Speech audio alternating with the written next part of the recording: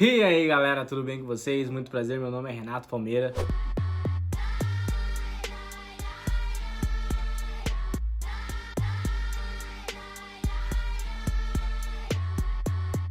Se você não me conhece, não é inscrito aqui no canal, eu sou um aluno de medicina da UFSPA em Porto Alegre. Eu gravo diversos vídeos relacionados ao Enem e aos processos seletivos SISU, ProUni e Fies. Meus vídeos é muito voltado para a parte organizacional e para a parte estratégica, tanto da prova quanto dos processos seletivos. A maioria dos conteúdos que você vê aqui, você não vê em mais nenhum outro canal, porque meu canal é focado totalmente em aprimorar o seu estudo com estratégias que funcionam. E esse vídeo aqui é um dos vídeos também mais esperados do canal, que é relacionado à estratégia do segundo dia de prova do Enem, ou seja, matemática e natureza. Esse dia aí é um dos dias mais importantes, principalmente para a galera que me acompanha aqui, que é a grande maioria que quer medicina, já que aí está o maior TRI do Enem, né? São as duas áreas que mais pontuam. Matemática é a área mais importante praticamente da prova do Enem, e natureza é uma área que tem muito peso para a prova do Enem. E bom, falando aí do nosso segundo dia de prova do Enem, a ideia é que você tenha uma noção que você vai ter meia hora a menos do que o primeiro dia, já que no primeiro dia você ganha meia hora a mais por causa da redação. Já no segundo dia você terá aí 5 horas de prova para fazer. Geralmente a gente fala que a gente tem 3 minutos para estar fazendo cada questão. Eu quero te dar uma concepção em relação a isso, uma ideia em relação a isso, que não é bem assim que funciona. Por quê? Basicamente, se você for dividir igual, você iria dividir 2 horas e meia para cada prova. Lembrando que a gente deve deixar o tempo aí para o gabarito, então já desconta meia hora do fim da prova. Então ali você tem menos tempo para isso do que a gente imagina. Outra coisa que eu quero que você tenha uma noção é que quem disse que você precisa resolver as 90 questões? Um aluno que ele quer ser aprovado por medicina na ampla concorrência, ele precisa ter um desempenho de 80% da prova. Das 180 questões, ele precisa acertar uma média de 140 a 144 questões aí para ser aprovado em ampla concorrência da medicina em praticamente qualquer federal do Brasil. Como o segundo dia é um dos dias mais importantes da prova, a gente tá falando de matemática e natureza, é legal que ele tenha um melhor desempenho ali naquela prova. Então o aluno que ele é ampla concorrência, ele vai ter que buscar ali, obviamente, uma média próxima de 36 a 40 acertos nas duas provas, tá? Ele não pode dar o luxo de ir mal em bem matemática e mal natureza, ele precisa ir bem nas duas provas. Falando nisso, já não é mais as 45 questões, a gente tá falando ali de uma média ali de 36 a 40 questões, a gente volta ali pra média de 85 a buscando ali 90 questões, mas nem sempre você vai precisar acertar, gabaritar a prova, tá? Praticamente ninguém gabarita a prova, é bem difícil gabaritar, geralmente quem gabarita são quem vai totalmente focado ali, alguns professores, um aluno muito bem preparado consegue gabaritar e fechar alguma prova do Enem. Bom, como a grande maioria não é ampla concorrência, a grande maioria aí às vezes que é medicina, mas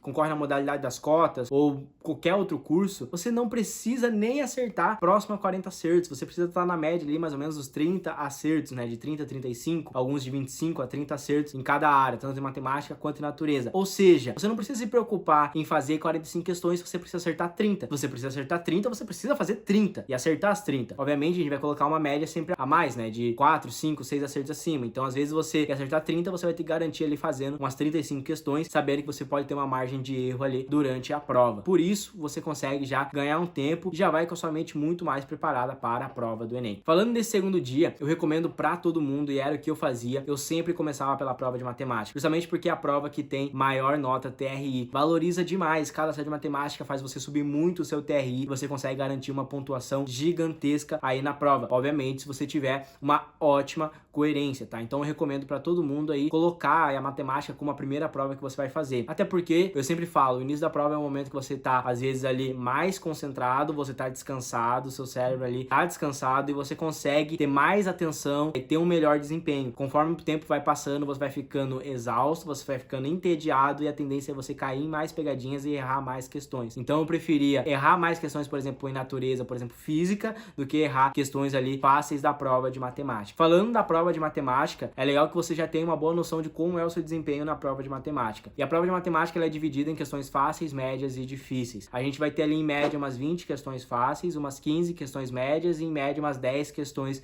difíceis. Falando das questões que são consideradas fáceis, geralmente matemática a gente está falando de matemática básica, engloba ali a parte de razão e proporção, ou seja, a famosa regra de 3. A gente vai ter ali as questões de de porcentagem, análise gráfica e as questões de lógica. Essas questões aí já englobam ali cerca das 20 questões, e aí a gente junta estatística, que é o conteúdo também considerado fácil, que é o conteúdo de média, moda e mediana. Juntando isso aí, você já consegue ter ali mais ou menos umas 20 questões. Quando a gente entra para as questões de nível médio, a gente está falando das questões que envolvem geometria, tanto geometria plana, espacial e analítica. A gente está falando também das questões que envolvem função do primeiro e segundo grau. A gente está falando de questões que envolvem equação no primeiro e segundo grau. E a gente está falando de questões também que envolvem análise combinatória e conjuntos, tá? Essas são as questões aí geralmente consideradas níveis médios. Obviamente que uma questão ela pode ser de médio para difícil, tá? Dependendo. Por exemplo, uma questão às vezes ali de função de segundo grau, ela pode vir muito difícil. Uma questão de análise combinatória, ela pode ser considerada bem difícil. Então depende, isso é uma média, tá? Isso aí é uma análise aí bem por cima. Essas questões geralmente consideradas difíceis, né? São as questões que envolvem às vezes log, matriz e probabilidade. São geralmente as questões mais difíceis da prova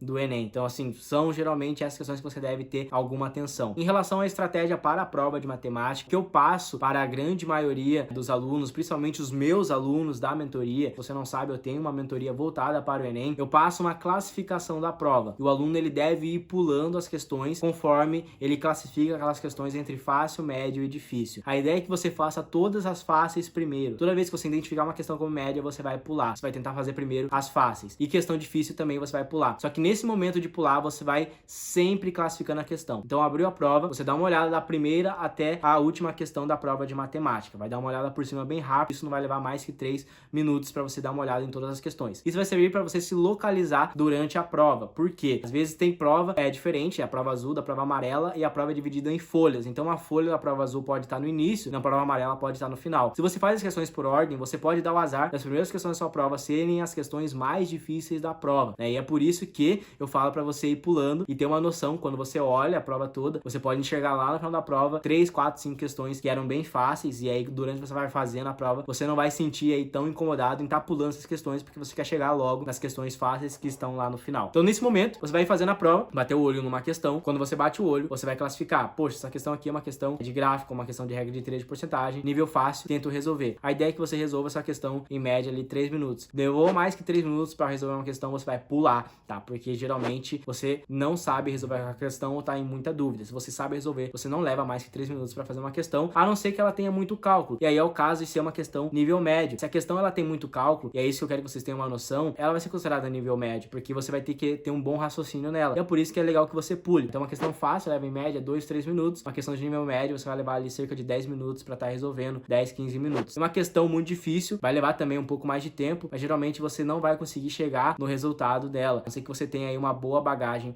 de estudo. Vai fazendo as fáceis, você vai fazer cerca ali de mais ou menos de 20 questões nível fácil. Terminou as questões de nível fácil, você volta pro início da sua prova de matemática e começa a fazer as questões de nível médio, tá? Então você foi fazendo bem rápido, você vai conseguir fazer as questões fáceis, garantir já elas, e aí você volta para as de nível médio, vai levar um pouquinho mais de tempo e vai fazendo as que você conseguir e eliminando alternativas, deixando ali algumas alternativas, você tá em dúvida, para você ir ganhando tempo. Você vai fazer em média ali de cerca de 30 a 35 questões. Isso aí vai levar, dependendo do empenho do aluno, do desempenho, vai levar cerca de 2 horas e meia até 3 horas para você fazer isso. A prova de matemática geralmente leva um pouco mais de tempo. Quanto mais rápido você for na prova, melhor. Mas lembrando que eu gastava mais tempo na prova de matemática do que na prova de natureza, porque para mim era mais importante a prova de matemática. Terminando essa prova aí de matemática, o que eu recomendo? Você vá para a prova de natureza agora. Não vá preencher o gabarito, tá? Porque tem alguns alunos que pensam: será que eu preencho o gabarito na metade da prova? Por que que eu não acho legal? Porque durante o momento que você foi fazendo a prova, você foi pulando várias questões. Então ali a questão 128 vai estar feita, mas a 129 não. Depois a 135 vai estar feita, a 134 não vai estar feita. Então tem várias questões ali picadas entre o meio. Tem que contar que a prova de matemática, ela é do final. Então ela não começa ali no início da prova, ela é da metade pro final. Então você vai ter que ter a noção que você vai começar na metade do gabarito preencher, e além de ir pulando as questões que você ainda não preencheu, você corre o risco de preencher errado, você corre o risco de preencher uma alternativa que você ainda não fez. Então, por exemplo, você pode ter pulado 95, não prestou atenção e pintou ali a alternativa da questão 95 sem querer. Isso foi bagunçando todo o seu gabarito, sem contar que também no final da prova você vai esquecer de preencher algumas alternativas. E aí você vai olhar pro seu gabarito e aquela visão embaçada ali de vários pontinhos talvez vai fazer com que você não enxergue direito o que você esqueceu de pintar. E aí você pode esquecer de preencher uma questão, e uma questão que não esteja pintada no gabarito, ela é automaticamente considerada errada. Por isso que não preenche o gabarito no metade da prova, preencha sempre no final. E aí você terminou ali a prova de matemática, de fazer 35 questões, vai sobrar ali umas 10 questões, 15 questões, dependendo do seu nível de prova, questões que são nível média para você terminar de fazer e ficou muito em dúvida, ou questões que você vai simplesmente chutar. E aí você vai para a prova de natureza. A prova de natureza eu recomendo que você comece resolvendo pelas matérias. Então crie um sistema de classificação que eu sempre passei para meus alunos, que é classificar as questões pela matéria: biologia, química e física. Nesse sistema de classificação eu falava, se a questão for de biologia, você coloca um B, se for de química, coloca um Q, e se for de física, coloca um F. E aí você vai tentando resolver primeiro todas as de biologia. A ideia é que você resolva as de biologia primeiro, porque são consideradas as questões mais fáceis da prova e que possuem um melhor TRI. Então você vai resolver ali a questão da prova de natureza,